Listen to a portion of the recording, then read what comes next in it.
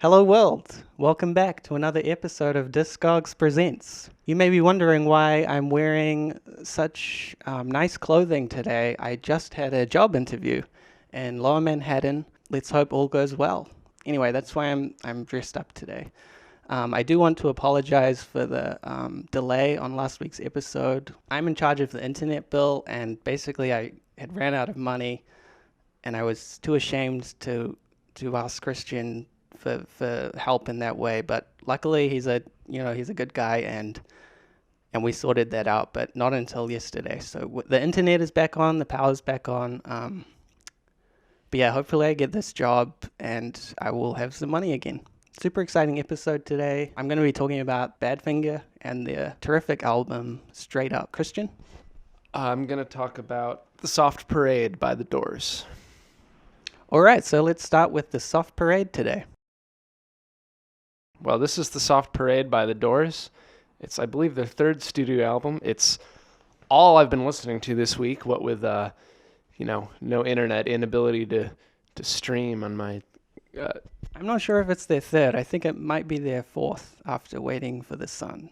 Okay, Jerry's probably right. This is a great album.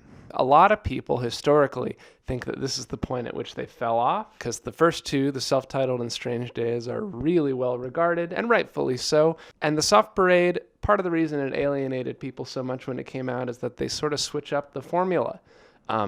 They've introduced some horn sections to some of these songs. There isn't as much of a focus on pure blues rock. It's a little bit less aggressively, sexual. There's no Jim Morrison screaming, "I'm a backdoor man." This was historically a huge shift at the time for the Doors. Listeners now probably won't really notice, but during the Summer of Love, hippies were not happy to hear trombones and trumpets on the new Doors single. That was quite an upset, and it's a bit more mainstream sounding than their other work. I can see where you're coming from saying it sounds a little bit more mainstream, just because maybe a song like Touch Me, there's that sweet melody in the chorus, there's less screaming going on. But I don't know, I mean, you got the final track, The Soft Parade, which is like a prog rock song. It goes through all these different changes, different sections. Saying that it sounds more mainstream suggests that the Doors are playing it safe. But if anything, this is a very risky album where they were moving into some new territory. There are a couple spotty tracks. I think the first track, Tell All the People, is probably the weakest on the whole album, but it picks up big time after that, because Touch Me, which is a song you probably are familiar with, it's fantastic. It doesn't sound like any other Doors song. Dun, dun, dun, dun, dun, dun, dun. Makes you want to dance, but it completely switches it up in the chorus when things suddenly get slow and sweeping. It's a great way of combining that pent-up sexual energy of Jim Morrison and the real serious poetry in the chorus. A song of balance, a song of grace. Of course, Jim Morrison is known as the poet supreme, writing all the great Doors songs, but actually Robbie Krieger, the guitarist, wrote a lot of the band's material. This album, looking at it, he wrote Touch Me, he wrote the first track, Running Blue, Wishful Sinful, 4 out of 9 songs. He wrote almost half the album. He also famously wrote Light My Fire, one of the Doors' most popular songs. So he was quite a songsmith in his own right. Perhaps the reason for this is because this album was really difficult to record. Jim Morrison was at his peak drunkenness, bad behavior. That is why Robbie Krieger got a bit more involved in the songwriting. Not to shit on Robbie Krieger, but I do think his songs, for the most part, are the weaker bit of the album. With the exception of Touch Me, which is an incredible song, and honestly, for writing Touch Me alone, Robbie Krieger should get endless praise, but you can't go better than the final track. It's a wonderful mix of so many things that make the Doors great. It starts off with some excellent spoken word poetry, one of Jim Morrison's best screams that he ever recorded. "You cannot petition the Lord." Gives me chills up my spine every time I hear it. Such strange melodies, the peppermint miniskirts chocolate candy part, but then it explodes into this boom, boom, boom, boom, the monk bought lunch part. I love it so much. That song is really interesting. You mentioned they were kind of breaking the formula earlier. I would perhaps say they kind of weren't. The interesting thing about the Doors is all of their albums are pretty good. They all follow the kind of same formula. 1 or 2 fantastic singles, a couple Jim Morrison poetic songs, and then they always end on a very long banger. So Yeah, I think that's kind of a theme today, is formula. The Doors knew their formula. The Doors have one of those kind of flawless discographies. Of course, that is also related to the untimely death of Jim Morrison. It is worth noting the Doors did release 2 more albums after his death. You can't really have the Doors without Jim Morrison. So yeah, I don't really know why they did that. But I think we're pretty much in agreement. If I have any message about the Soft Parade, don't put it any lower than the rest of the great Doors albums. I'd give it a 9 out of 10. I'd give it an 8 out of 10. Alright, so that was the Soft Parade by the Doors. Let's get right into Badfinger's Straight Up.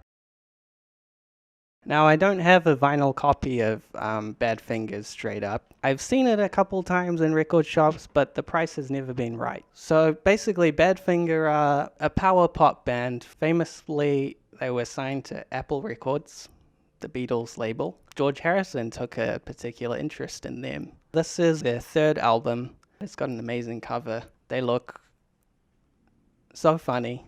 I think they were very influential. The album came out in 1971, and there's so many bands since then that kind of took their formula. We wouldn't have the Lemon Twigs today, probably some other bands like that. I've listened to this album quite a few times. I wanted to talk about it because it's such a gem. The first half is almost perfect. Then the second half has less good songs. Oftentimes with a great album, that is really all you need, is 5 or 6 excellent songs. I should say I never heard this album until just this morning. As you mentioned, I haven't been able to stream music this week. It's hard for me to talk specifics. I can talk more. Well, I have things to say. The second track, Baby Blue, phenomenal song. Just one of the greatest riffs of all time. Our viewers will probably recognize it from a little show called Breaking Bad. In the series finale, spoiler alert, upon Walter White's death, the track plays. It's a really beautiful moment. When I listen to this, I feel amazing, and I would be okay dying to this song. It's such a good song. It just rocks so hard. You would feel so awesome dying to it. And then, of course, in Breaking Bad, Walter's methamphetamine recipe is colored blue. And it's kind of like his baby. It's a really on-the-nose song to play, but after watching, 50 or so hours and spending all this time with Walter White, you really feel connected to him in this moment. And you hear Baby Blue, and it's just so perfect. I like the song Baby Blue. My feelings about the song Baby Blue are kind of similar to my feelings about the album as a whole. First thing I noticed is that everything sounds really good. I really like the sort of 70s production sound. All the little descending and ascending guitar lines sound crisp and satisfying. Vocal harmonies very prominent. Beautiful, crisp harmonies that intermingle throughout the song and create these wonderful motifs throughout. It's just great. It's good. It's good. The songs sound really good.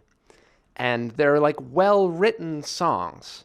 The chord progressions are just a little bit surprising, always satisfying. It all seems well-made. So I found myself asking why I couldn't get that enthusiastic about it. Just to bring it back to formulas, Badfinger is it. They have the formula. The formula relates back to Breaking Bad and Walter White's formula, his blue methamphetamine. It's all connected. I just want to call out Breaking Bad as having an amazing formula itself. This main character, Walter White, you don't think he would ever be a meth king, but by the end of the show, boy, is he a meth king. Really exciting to see his descent into depravity and being a drug lord. They really hit the nail on the head, making an engaging and exciting show to watch. I have nothing bad to say about Breaking Bad at all. I think it's the best show, really.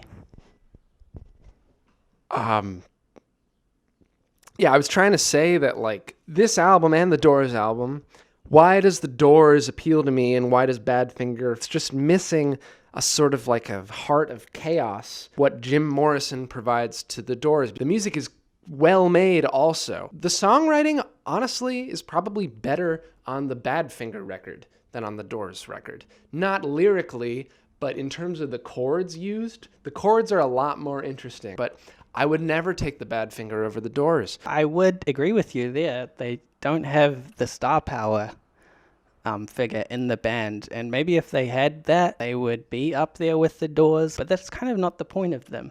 Their point is to as I said, to rock. Back to the Doors comparison though, Jim Morrison, as I mentioned, famously died at 27. So did one of the lead members of Badfinger, Peter Ham. Badfinger has a very sad history, actually. Basically, they hired a bad manager and he stole all of their money. Peter Ham was so upset, he hung himself and died. 10 years later, another member committed suicide. Then in 2005, another member had a brain aneurysm. And then just recently, this month, the last remaining member also passed away. So they are an extinct band. You're never going to see them, but their legend lives on through this album and some others. That's pretty heavy. So let's get right into ratings. 8 out of 10. 6.6 out of 10. Thank you for watching this week's episode. Definitely check out The Doors if you haven't heard them. Like, everyone should hear The Doors at least once. Badfinger, check them out if you love power pop, rock and roll. And if you're looking for something to watch and haven't seen Breaking Bad, you definitely have to watch Breaking Bad. It's really is the best show of all time. I can't say enough good things about it. We'll see you again next week.